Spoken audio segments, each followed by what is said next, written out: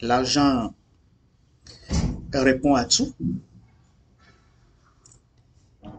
Et toi, en tant qu'entrepreneur, pour pouvoir rentrer dans l'entreprise, dans l'entrepreneuriat, il faut que tu aies la conscience de la prospérité.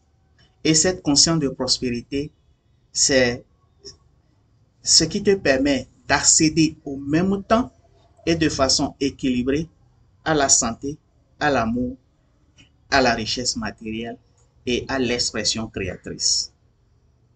C'est cette prise de conscience qui va t'amener à, à réfléchir à comment mettre en place un dispositif pour commencer à gagner de l'argent et surtout gagner beaucoup de l'argent.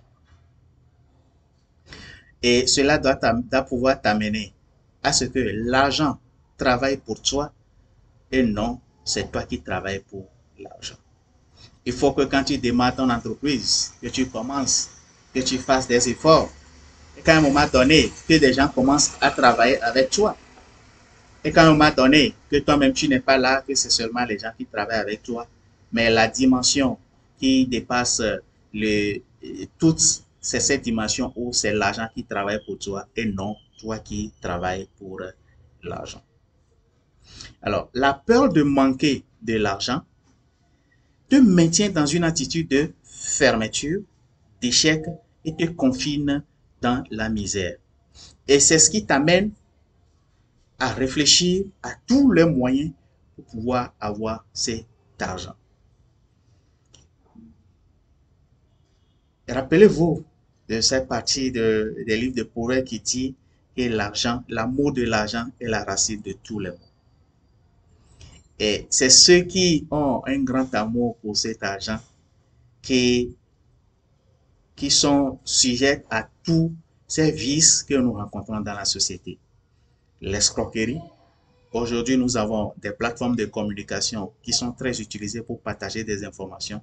Mais c'est sur même plateforme de communication, des escrocs, des hommes qui prennent des photos des femmes qui se mettent derrière et qui communiquent avec toi.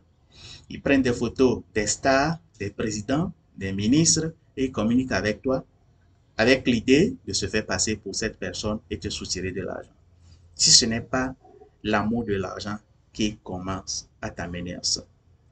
Dans ce monde, quand tu vois deux ouvriers qui ont travaillé ensemble et on leur a payé 100 000 francs et qui commencent à se bagarrer, c'est qu'il y a un qui dit que moi je vais prendre 60 000 et toi tu vas prendre 40 000. Alors que les deux ont fourni les mêmes énergies, les mêmes efforts et les mêmes capacités intellectuelles pour pouvoir faire le travail.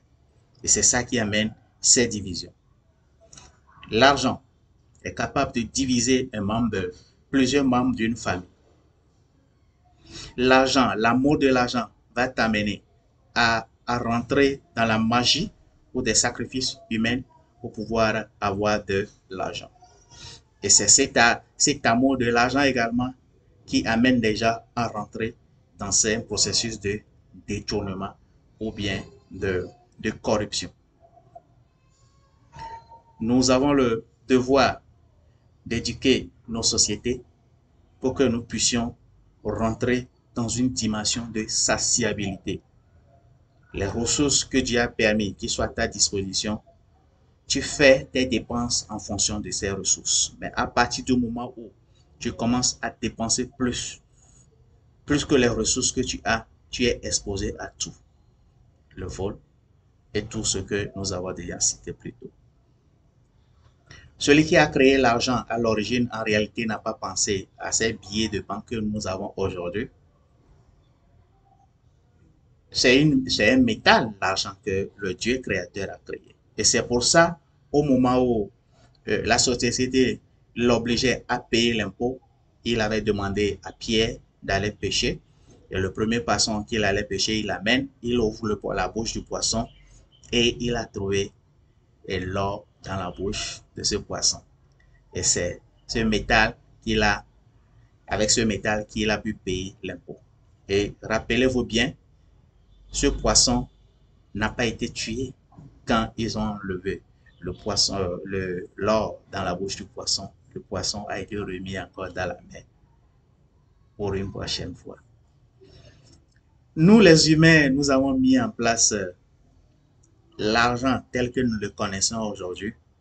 Et cet argent, nous le poursuivons à tous les coups et ça nous expose à tous les maux que nous rencontrons dans la société aujourd'hui. Je te convie à avoir la conscience de la prospérité qui n'est pas seulement avoir de l'argent, mais avoir la bonne santé, avoir l'amour, avoir les richesses matérielles et avoir accès à l'expression créatrice. Je te remercie d'avoir partagé cette vidéo et d'avoir liké et de nous laisser un commentaire. À très bientôt.